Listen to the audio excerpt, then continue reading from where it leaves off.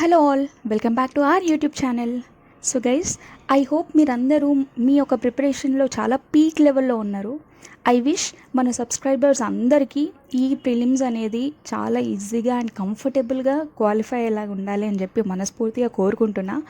మీ యొక్క ప్రిపరేషన్కి, మీ యొక్క హార్డ్ వర్క్కి, మీ ఎఫర్ట్స్కి ఖచ్చితంగా ఒక మంచి రిజల్ట్ రావాలని చెప్పి అయితే మనస్ఫూర్తిగా కోరుకుంటున్నా.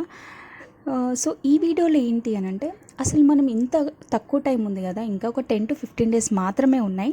ఈ టైంలో మనం ఇంకా స్పీడప్ ఎట్లా పెంచాలి, ఉన్న టైంని ఎట్లా యూటిలైజ్ చేసుకోవాలి, అండ్ దట్ టు ఎఫెక్టివ్గా ఎట్లా యూటిలైజ్ చేసుకోవాలి.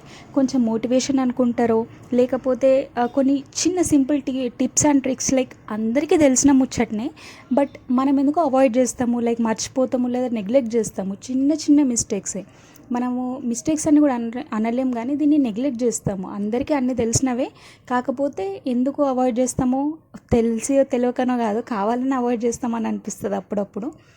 తెలిసినా కూడా చేద్దాంలే అన్న ఫీలింగ్ ఉంటుంది, బద్ధకమో లేకపోతే ఓపిక లేకపోవడమో. బట్ ఇప్పుడైతే ఈ వీడియోలో ఇదంతా డిస్కస్ చేద్దామని చెప్పేసి అనుకుంటున్నా. ఎందుకంటే మనం ఎంత చదువుదాం అనుకున్నా, ఎంత టెస్టులు రాద్దాం అనుకున్నా, ఎంత ప్రాక్టీస్ చేద్దాం అనుకున్నా, టైం అనేది ఆటోమేటిక్గా జంప్ అయిపోతుంది, మనకు తెలియకుండానే ఆటోమేటిక్గా గడిచిపోతూ ఉంటుంది.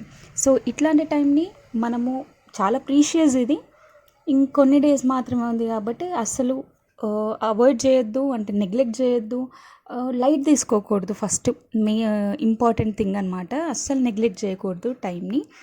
సో దాని గురించి మాట్లాడుకుంటున్నట్టయితే, ఫస్ట్ అండ్ ఫార్మోస్ట్ ఏంటి అని అంటే, మనం ఏదైనా వర్క్ చేసేటప్పుడు కానివ్వండి, లేదా చదువుతున్నప్పుడే కానివ్వండి, ఫస్ట్ మనం మెంటలీ ఫిక్స్ అవ్వాలి. ఏంటి, ఒక పాజిటివ్ మైండ్ సెట్తోని మనము ఒక వర్క్ స్టార్ట్ చేస్తున్నామంటే ఫస్ట్ మన బ్రెయిన్ని పాజిటివ్గా మార్చుకోవాలి. ఫస్ట్ దాన్ని బిల్డ్ చేసుకోవాలి.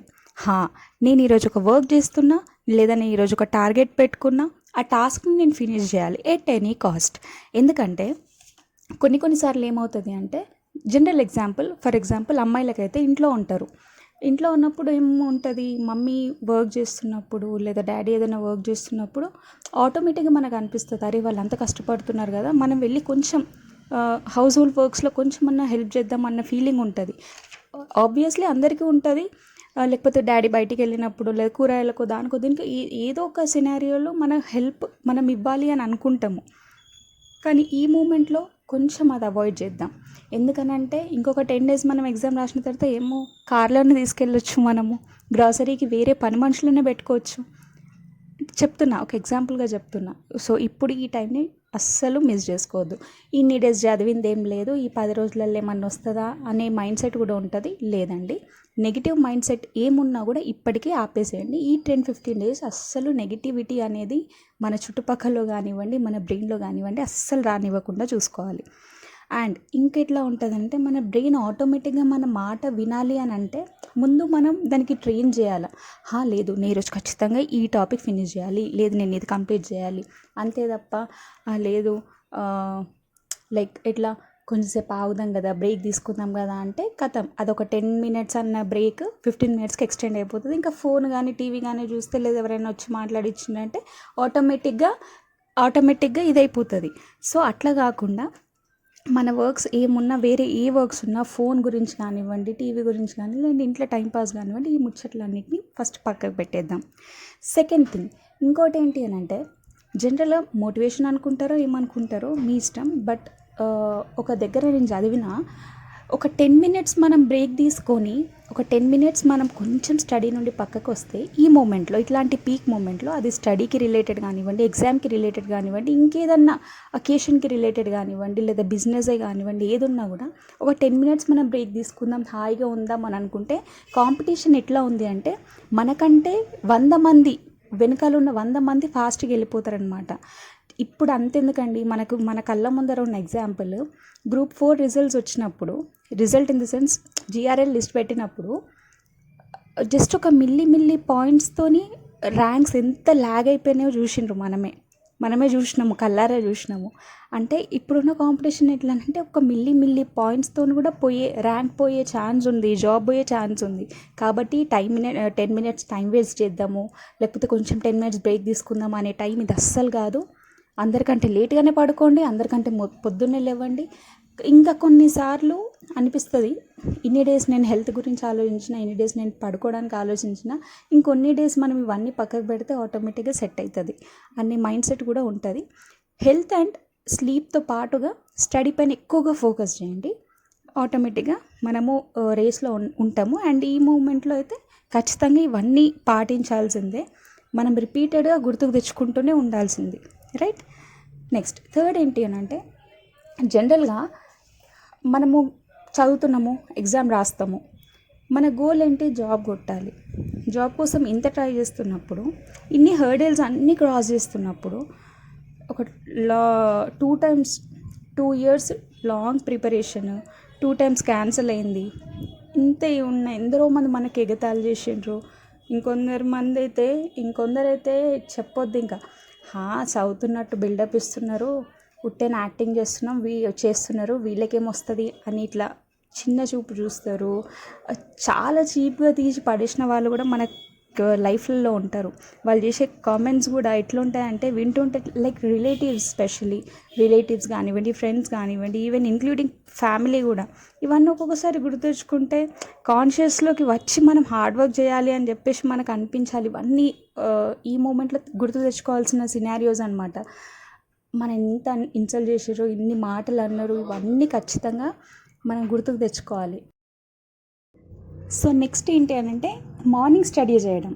జనరల్గా మన బ్రెయిన్ ఎట్లా అంటే, డే మొత్తం వర్క్ చేసే కెపాసిటీ ఎంత ఎఫెక్టివ్గా ఉన్నా కూడా, అంటే లైక్ ఈజీగా గ్రాస్ప్ చేసుకునే పవర్ అనేది మార్నింగే ఉంటుంది మనకి. డే మొత్తం మనం ఎంత వర్క్ చేసే కెపాసిటీ ఉన్నా, బ్రెయిన్ వర్క్ చేస్తున్నా కూడా, మార్నింగ్ చదివింది కానివ్వండి, మార్నింగ్ చేసే పని ఏది ఉన్నా కూడా మనకి ఈజీగా అవుతుంది పని. ఎట్ ద సేమ్ టైం మనకి ఒక పాజిటివ్ సెన్స్ ఇస్తుంది అన్నమాట.